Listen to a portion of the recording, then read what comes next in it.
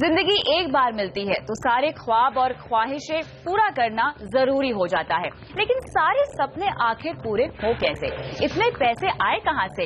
यही काम आता है योर मनी, जहां हम आपको आपके सपनों की जिंदगी जीने की राह दिखाते हैं। नमस्कार, मैं हूं कविता थपलियाल।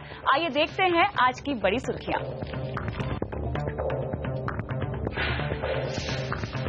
अच्छे विदेशी संकेतों से दूसरे दिन भी झूमा बाजार। निफ्टी मजबूती से 7,800 के ऊपर बंद होने में कामयाब। नेस्ले को बड़ी राहत, बॉम्बे हाईकोर्ट के आदेश के खिलाफ सुप्रीम कोर्ट नहीं जाएगी महाराष्ट्र सरकार। सीएनबीसी आवाज एक्सक्लूसिव। गोल्ड बॉन्ड स्कीम को ठंडा रिस्पांस, अब तक मिले सिर्फ 8 करोड़ के आवेदन। मोनेटाइजेशन स्कीम में भी दिलचस्पी नहीं।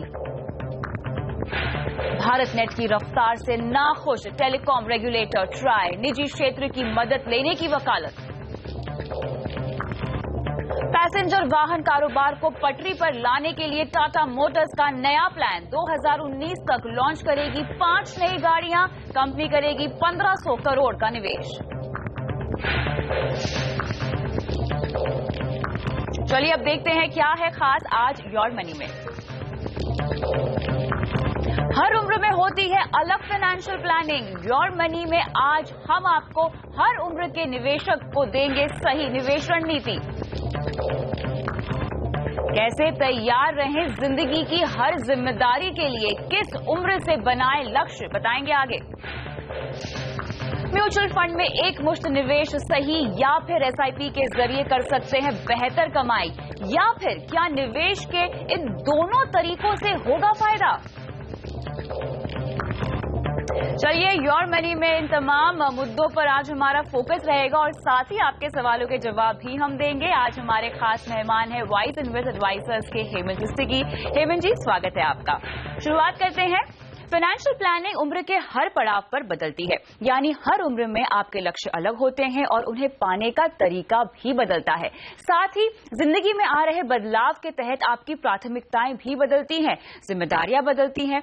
योर मनी में आज उम्र के हर अहम पड़ाव में कैसे हो आपकी फाइनेंशियल प्लानिंग, इस पर हम करेंगे चर्चा। हेमंत जी, शुरुआत करते हैं 20 साल की उम्र से, जहां पर हम देखते हैं कि जो निवेशक है या तो कॉलेज पास आउट है या फिर नई नई नौकरी लगी होती है। ऐसे में आर्थिक लक्ष्य बनाना थोड़ा सा कठिन हो जाता है और साथ ही बाजार की जानकारी और निवेश इंस्ट्रूमेंट्स की जानकारी रखना भी थोड़ा सा कठिन होता है, क्योंकि आपको उसके बारे में कुछ खास पता ही नहीं होता। जहां तक लक्ष्यों की बात है, इस उम्र में अमूमन हमें अपनी लाइफस्टाइल गोल्स ज्यादा ध्यान में आते हैं, जैसे कि हमें फोन लेना है, हमें नया वार्डरोब लेना है। मतलब जिंदगी की सारी ख्वाहिशें जो हैं हमें अपनी पहली सैलरी से पूरी करनी होती हैं और लगातार हमारा ध्यान उसी पर रहता है। ऐसे में 20 साल की उम्र में फाइनेंशियल प्लानिंग की शुरुआत अगर किसी को करनी हो तो गोल आधारित करना जरूरी होगा या पहले अपनी ख्वाहिशें पूरी करना अहम होगा? देखिए कविता, मैं पूरी तरह से सहमत हूं। ये एज ग्रुप ऐसा है कि जब नौजवान जो लोग हैं वो अपना करियर शुरू करते हैं, या फिर उनको कुछ अगर जॉब भी नहीं लगी तो थोड़ा पैसा उनको घर से मिलता है।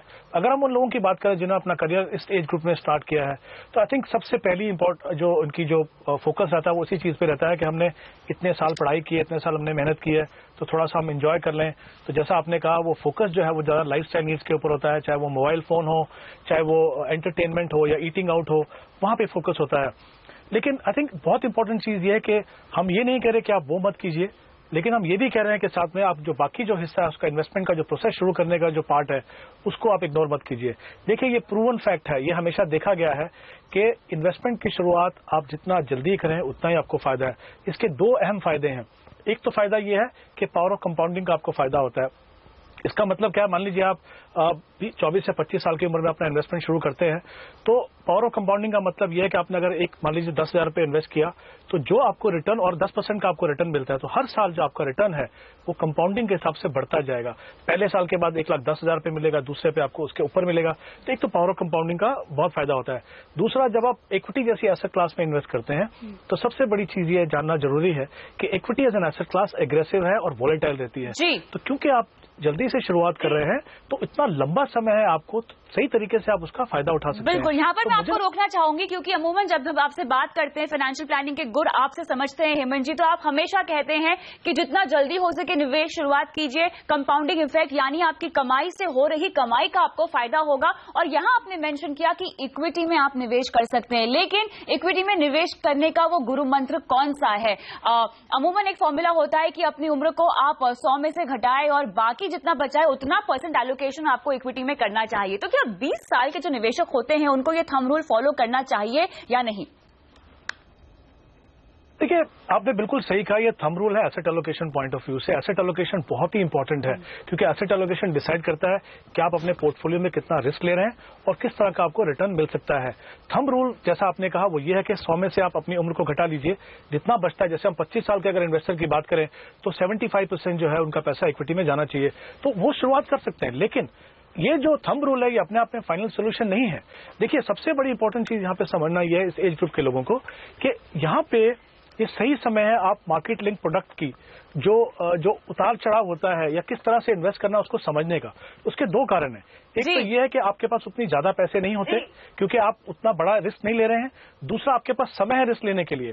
तो मुझे लगता है ये बिल्कुल सही स्टेज है, चाहे वो इक्विटी में इन्वेस्ट करना हो, चाहे डेट ओरिएंटेड म्यूचुअल फंड में इन्वेस्ट करना हो, मार्केट लिंक प्रोडक्ट जो हम बात करते हैं उनको समझने के लिए ये सही स्टेज है। क्योंकि अगर आपने इस स्टेज में समझ लिया, जब आपके पास सीरियस मनी आएगी, जब आपको बड़ी इन्वेस्टमेंट करनी होगी तो आप घबराएंगे नहीं, क्योंकि आप उस स्टेज पे शुरुआत करेंगे तो आपकी जो कंफर्ट लेवल है उस एसेट क्लास से नहीं होगी। मुझे लगता है इस एज ग्रुप के लोगों को थोड़ा सा बजटिंग पे ध्यान देना चाहिए। बिल्कुल, अगर वो ये काफी अहम होता है क्योंकि इस एज में हेमंत जी हमने देखा है कि लाइफस्टाइल एक्सपेंसेस जो होते हैं हमारे बहुत बढ़ जाते हैं, क्योंकि एक तो नई नई सैलरी या तो मिली होती है या तो आपकी ख्वाहिशें आपको पूरी करनी होती है। लेकिन आपने सही कहा कि बाजार को समझने की शुरुआत आपको कर देनी चाहिए ताकि आगे चल के आपके जो लक्ष्य हैं, जो आर्थिक लक्ष्य हैं, उनको पाने में आसानी हो। अब बात करते हैं 30 साल के निवेशकों के बारे में, जो कि मेरे ख्याल से काफी आगे बढ़ चुके होते हैं अपनी जिंदगी में। प्रोफेशनली अगर हम बात करें, पर्सनली भी अगर हम देखें तो लोग शादी कर लेते हैं, बच्चे भी हो जाते हैं। तो ऐसे में एक तरह से न सिर्फ पर्सनल फाइनेंस के लिहाज से अगर मैं देखूं ओवरऑल, तो इंश्योरेंस की नीड भी आ जाती है। तो इस उम्र के लोगों को पहले इंश्योरेंस की बात में अगर करूं तो किस पर फोकस करना पड़ता है? देखिए, जैसा आपने कहा 30s के अगर हम एज ग्रुप की बात करें तो ये स्टेज ऐसी है कि अगर शादी हो गई है या बच्चे हैं तो क्लियरली आपके ऊपर रिस्पॉन्सिबिलिटीज हैं। तो रिस्क मैनेजमेंट जो हम हमेशा बोलते हैं, जो फाइनेंशियल प्लानिंग का एक बहुत ही अहम हिस्सा है, उसके ऊपर ध्यान होना चाहिए। सबसे इंपॉर्टेंट चीज ये है कि आपको लाइफ इंश्योरेंस देखना है, और लाइफ इंश्योरेंस देखने में भी दो चीजों का ध्यान रखना है कि जो सम एश्योर्ड है, जो इंश्योरेंस आप ले रहे हैं उसका जो क्वांटम है, जो मात्रा है, वो बराबर होनी चाहिए। दूसरा, सही प्रोडक्ट लें। तो टर्म इंश्योरेंस अगर आप लाइफ इंश्योरेंस के हिसाब से ले तो बहुत ही अच्छा है। साथ ही इस स्टेज में आपको हेल्थ इंश्योरेंस के ऊपर भी ध्यान देना है, क्योंकि अगर छोटे बच्चे हैं तो एक फैमिली फ्लोटर हेल्थ प्लान ले सकते हैं, जिसमें हस्बैंड वाइफ और जो बच्चे हैं, एक या दो बच्चे जितने भी हों, वो उसमें वहां पे कवर हो सकते हैं। तीसरी इंपॉर्टेंट चीज ये है कि एक इमरजेंसी रिजर्व बनाना इस स्टेज में बहुत ही जरूरी है, क्योंकि ये स्टेज आपकी ऐसी है, यहाँ पे आपने सीरियसली इन्वेस्टमेंट करना शुरू कर दिया होगा या करना चाहिए। जब आप ऐसा करते हैं, अगर आप चाहते हैं कि आपका इन्वेस्टमेंट प्रोसेस किसी भी कारण से रुके नहीं, तो आप एक जो इमरजेंसी फंड है वो बनाइए, जो करीब आपके 3 या 6 महीने के जो एक्सपेंसेस है उसके बराबर हो, क्योंकि कभी भी कोई बड़ा खर्चा आया तो आप अपनी जो इन्वेस्टमेंट प्रोसेस जो कर रहे हैं उसको आप डिस्टर्ब नहीं करेंगे। दूसरी इंपॉर्टेंट चीज ये है, ये स्टेज ऐसी है जहां पे आपको दो चीजों का ध्यान रखना है, दो चीजों पर फोकस करना है। एक तो ये कि आप अपना घर बनाएं।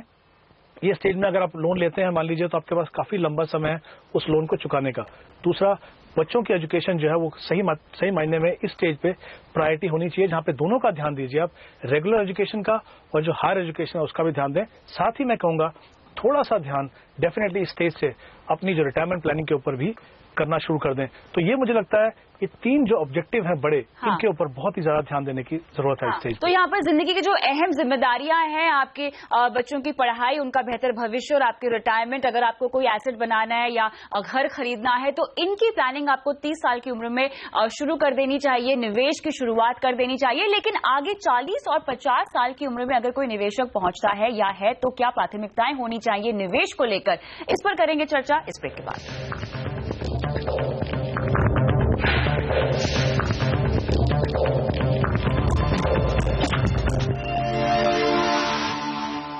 योर मनी में आज हम आपको बता रहे हैं कि हर उम्र के पड़ाव में आपकी फाइनेंशियल प्लानिंग कैसे बदलती है। ब्रेक पर जाने से पहले हमने 20 और 30 साल के निवेशक के लिए बताया कि किस तरह का रोड मैप उनको फॉलो करना है, लेकिन अब आते हैं 40 साल के निवेशक की निवेश रणनीति पर। हेमंत रुस्तगी हमारे आज के मेहमान हैं। हेमंत जी, 40 साल की उम्र में अगर हम देखें तो हमारी जो जिंदगी की जिम्मेदारियां होती है काफी हद तक हमने उनके लिए प्लान कर लिया होता है, जैसे कि बच्चों की पढ़ाई, बेहतर भविष्य, और अगर कोई आपने घर ले लिया है तो हालांकि उसका होम लोन शायद चलता रहेगा, लेकिन काफी हद तक आप एक स्टेबल स्थिति में होते हैं जो आप 30 साल की उम्र में नहीं होते। उससे काफी बेहतर आपकी स्थिति होती है, आपकी एक लाइफस्टाइल बन जाती है। लेकिन यहां पर रिटायरमेंट का गोल काफी अहम हो जाता है। तो क्या हमें अपने निवेश को अब थोड़ा सा रिवैम्प करने की जरूरत होती है? क्या गोल्स को, आर्थिक लक्ष्यों को फिर से आंकना होता है जहां पर रिटायरमेंट सबसे पहले नंबर पर होता है? देखिए कविता, अगर हम 40s की बात करते हैं तो जैसा आपने सही कहा, 30s में जो हमने इन्वेस्टमेंट प्रोसेस शुरू किया वो 40s में आपको कंटिन्यू करना है। घर अगर आपने लिया तो आप उसकी लोन की रीपेमेंट कर रहे हैं। बच्चों की एजुकेशन, शायद जो नॉर्मल एजुकेशन है वो हो गई हो, जो हायर एजुकेशन है वो शुरू होगी, तो कहीं ना कहीं हायर एजुकेशन के ऊपर फोकस रहना चाहिए। ये जो स्टेज है वो ऐसी है जहां पे रिटायरमेंट प्लानिंग का जहां तक सवाल है, अब इस स्टेज पे जाके रिटायरमेंट प्लानिंग के लिए पैसा एलोकेशन बढ़ाने की जरूरत है, क्योंकि यहाँ पे इनकम लेवल जो है आपका वो 30s के मुकाबले में ज्यादा होगा। दूसरा, जैसा हमने रिस्क मैनेजमेंट की बात की थी, लाइफ इंश्योरेंस हो या हेल्थ इंश्योरेंस हो, उसके ऊपर पूरा फोकस रहना चाहिए, क्योंकि इस स्टेज में आपकी जिम्मेवारियां काफी बढ़ चुकी हैं और रिटायरमेंट के लिए भी काफी समय बाकी है। तो क्लियरली जो हमने 30s में किया उसको कंटिन्यू करना है। अब अगर हम 50s की बात करें तो मैं चाहूंगा उसको हम दो भाग में बांट लें। फर्स्ट जो हाफ है, पहले जो 5 साल है, वो आपका करियर का पीक है, क्योंकि आप करियर के पीक में है, आपकी इनकम लेवल भी एकदम सबसे ऊंचे लेवल पे है। तो जितना ज्यादा पैसा आप अपने रिटायरमेंट प्लानिंग के लिए लगा सकें, क्योंकि तब तक आपने अपनी बाकी जिम्मेवारियों को पूरा कर लिया होगा, तो वहां पे ध्यान दें।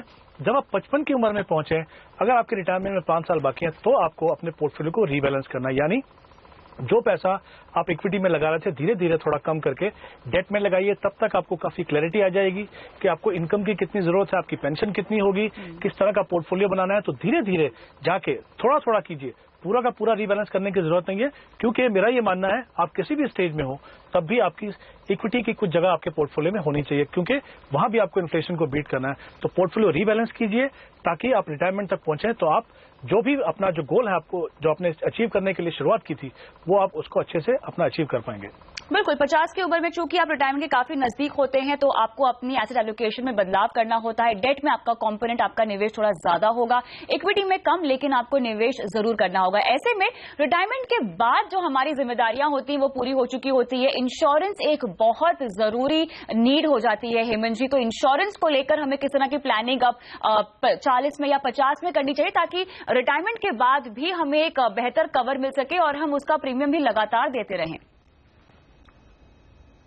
देखिए कविता, यहाँ पे 2 एस्पेक्ट है। हमने लाइफ इंश्योरेंस और हेल्थ इंश्योरेंस दोनों की बात की।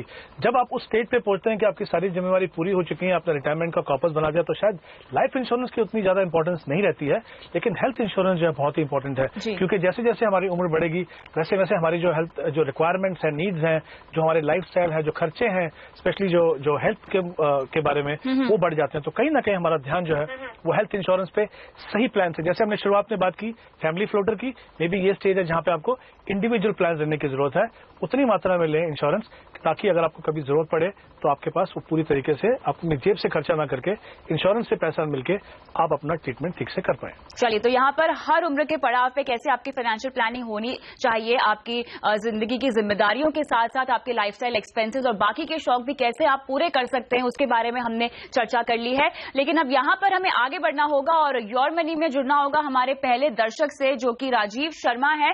नमस्कार राजीव जी, बताएं आप कहां से बोल रहे हैं? राजीव जी, क्या आपको मेरी आवाज आ रही है? Good evening. हाँ, गुड इवनिंग। बताइए आपका सवाल क्या है?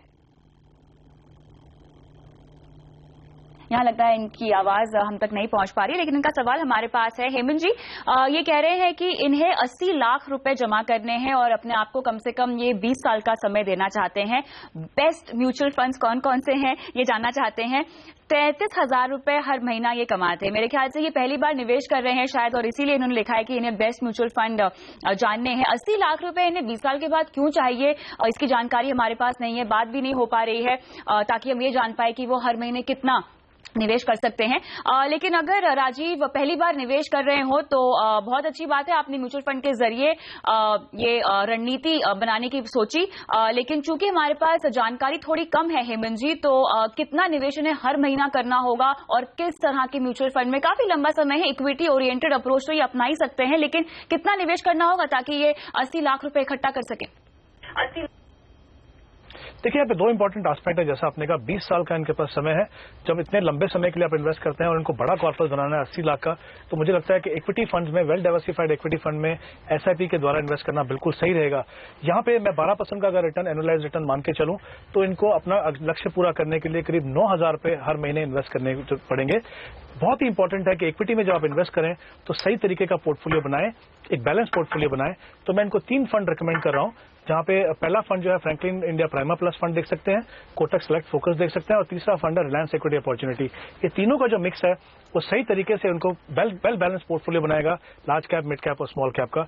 इंपॉर्टेंट चीज ये है, एक बार प्रोसेस शुरू करें, जैसा हमेशा कहते हैं कि प्रोसेस को अपने कंटिन्यू करें, तो कोई कारण नहीं है 9,000 रुपए इन्वेस्ट करके ये अपना लक्ष्य पूरा ना कर सकें। लेकिन अगर इनके पास आज 9,000 रुपए नहीं है इन्वेस्ट करने के लिए, तभी मैं कहूंगा इन्वेस्टमेंट प्रोसेस शुरू कीजिए, बिल्कुल आगे जाके थोड़ा अपना इन्वेस्टमेंट बढ़ाइए ताकि अपने लक्ष्य को पूरा कर सकें। राजीव जी, आपको 3 फंड रेकमेंड कर दिए गए हैं। आपकी निवेश करने की क्षमता कितनी है वो हम नहीं जानते, लेकिन 9,000 रुपए अगर आप हर महीना निवेश करेंगे तो 80 लाख रुपए आप जमा कर सकते हैं 20 साल के समय में। उम्मीद करते हैं कि योर मनी के जरिए आपको सवाल का जवाब मिल गया होगा, और यहीं रुकते हैं एक ब्रेक के लिए। ब्रेक के बाद लेंगे गीता आचार्य का सवाल, जिन्हें 25 साल के लिए निवेश करना है। बहुत सारे म्यूचुअल फंड चुने हैं इन्होंने, कौन से हैं वो, इनकी अप्रोच कैसी है, जानेंगे इस ब्रेक के बाद।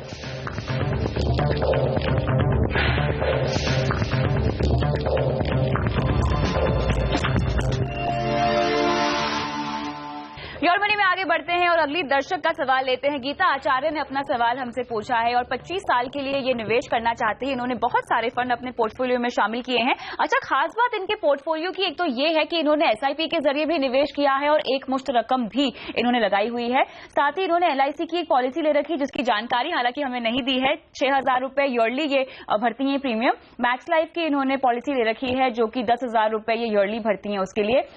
बहुत ही इक्विटी ओरिएंटेड पोर्टफोलियो अभी तक तो इनका लग रहा है, लेकिन 25 साल के लिए जो निवेश कर रही हैं, कितना इकट्ठा करना चाहती हैं और किस लक्ष्य के मद्देनजर, उसकी जानकारी इन्होंने हमें नहीं दी है। बहरहाल जो भी जानकारी है, हमारे आज के मेहमान हेमंत चुस्तगी के पास चलते हैं। हेमंत जी, क्या लगता है गीता के पोर्टफोलियो को देखकर और इनकी अप्रोच को देखकर, खासतौर से एसआईपी भी करती हैं और एक मुश्त भी निवेश करती हैं? देखिए, आई थिंक अगर स्ट्रेटेजी की बात करें, पहली बात तो ये कि एसआईपी के द्वारा भी इन्वेस्ट कर रहे हैं और लमसम भी कर रहे हैं। मेरा ये मानना है हमेशा कि दोनों का जो कॉम्बिनेशन है वो हमेशा बेहतर रिजल्ट देता है, बजाय इसके कि हम खाली लमसम या एसआईपी करें। तो स्ट्रेटेजी बिल्कुल सही है। 25 साल का समय है, इक्विटी में इन्वेस्ट कर रहे हैं, वेल डाइवर्सिफाइड इक्विटी फंड है। आई थिंक स्ट्रेटेजी बिल्कुल सही है, लेकिन 2 इशू है यहाँ पे इनके पोर्टफोलियो में। एक तो ये, अगर हम एसआईपी के स्पेशली जो फंड की बात करें, उनका जो ज्यादा जो रुझान है वो डेफिनेटली यहाँ पे मिड कैप और थीमेटिक फंड्स के ऊपर है। मुझे लगता है जो इन्वेस्टर्स लंबे समय में कैपिटल बनाना चाहते हैं, इन फंड को थोड़ा पोर्टफोलियो में कम रखें और नंबर ऑफ फंड थोड़े ज्यादा हैं। सेकंड बात यह है कि यहाँ पे एक ही फंड हाउस के 3 फंड है इनके पास। मुझे लगता है थोड़ा सा वहां पे भी डाइवर्सिफाई करना जरूरी है, ताकि आप डिफरेंट स्ट्रैटेजी, डिफरेंट फिलॉसफी का फायदा उठा सकें। तो मेरा ये मानना है कि ये 3 फंड अगर अपने पोर्टफोलियो में रखें, 2 एग्जिस्टिंग फंड है इनको मैं बता रहा हूँ। एक आईसीआईसीआई डिस्कवरी फंड बहुत ही अच्छा फंड है, कोटक सेलेक्ट फोकस है जो जिसमें लमसम किया है, वो रख सकते हैं। और तीसरा फंड जो हमने शो में पहले बात की, फ्रैंकलिन इंडिया प्राइमा प्लस जो फंड है, इन तीनों फंड में अगर अपनी इन्वेस्टमेंट करें, सारी इन्वेस्टमेंट को एक साथ मिला लें और इसमें इन तीनों फंड में एसआईपी करके रखें, तो मुझे लगता है काफी वेल बैलेंस पोर्टफोलियो रहेगा और अच्छा रिटर्न इनको लंबे समय में मिल पाएगा। चलिए गीता, आपका पोर्टफोलियो देख के तो यही लगता है कि आप काफी जागरूक निवेशक है, लेकिन जैसा कि हेमंत जी ने बताया कि बहुत सारे फंड हैं आपके पोर्टफोलियो में। मैं ये नहीं जानती कि आप पर्सनली ट्रैक करती हैं या नहीं, लेकिन अगर आपने ये पोर्टफोलियो खुद बनाया हुआ है तो आप इसे जरूर ट्रैक करें और कुछ फंड में से निकलने की सलाह भी आपको यहाँ पर दी गई है। रिवैम्प कीजिए अपने पोर्टफोलियो को, और मैं चाहती हूँ कि इस पोर्टफोलियो के जरिए आप क्या आर्थिक लक्ष्य पाना चाहती हैं, इसकी जानकारी भी आप योर मनी को जरूर दें। बहुत बहुत शुक्रिया हेमंत जी, समय निकालकर आज शो पर आने के लिए। और योर मनी में इसी के साथ मुझे भी दीजिए इजाजत, लेकिन अगर आपका भी कोई सवाल है तो अपना सवाल आप हमसे पूछ सकते हैं। आप हमें अपना सवाल अपने कॉन्टैक्ट नंबर के साथ और लोकेशन के साथ ट्विटर आईडी @kavita.th या फिर हमारे ईमेल आईडी m@moneycontrol.com पर आप भेज सकते हैं। नमस्कार।